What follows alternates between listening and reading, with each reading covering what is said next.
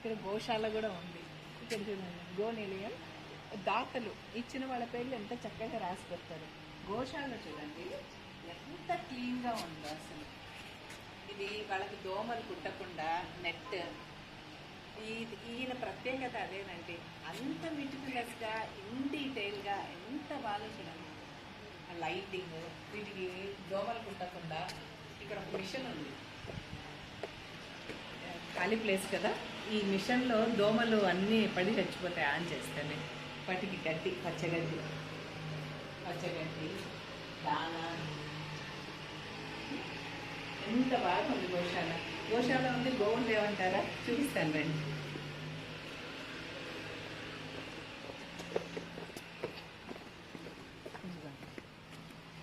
చక్కటి అద్భుతంగా గోమాత.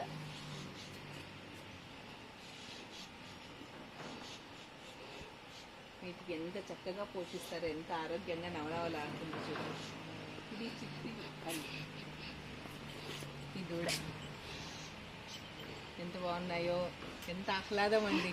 అడుగడుగున ఒక జీవిత కాలానికి అవసరమైనంత ఆరోగ్యాన్ని, చక్కటి ఆక్సిజన్ని, మన కళ్ళకు కావాల్సిన పచ్చదనాన్ని అన్నీ క్లీన్ అయిపోతున్నాయండి ఇక్కడ.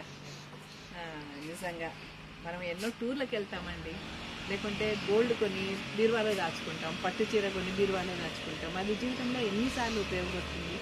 ఒక్కసారి ఒక 30,000 ఖర్చు పెట్టి ఒక 15 రోజులు దాని చోట గడపండి, ఒక 10 ఏళ్ళకి కావాల్సిన క్లీనింగ్ జరిగిపోతుందండి.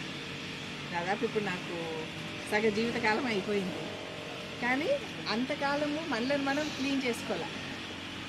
ఇల్లు క్లీన్ చేసాము, మొత్తం మన బట్టలు క్లీన్ చేసాము, తినే అంట్లు క్లీన్ చేసాము, అన్నీ క్లీన్ చేసాము, మన పొట్టను క్లీన్ చేయాలి. ఇక్కడికి వస్తే అది జరుగుతుంది చూడండి. I'm really enjoying, you also enjoy it.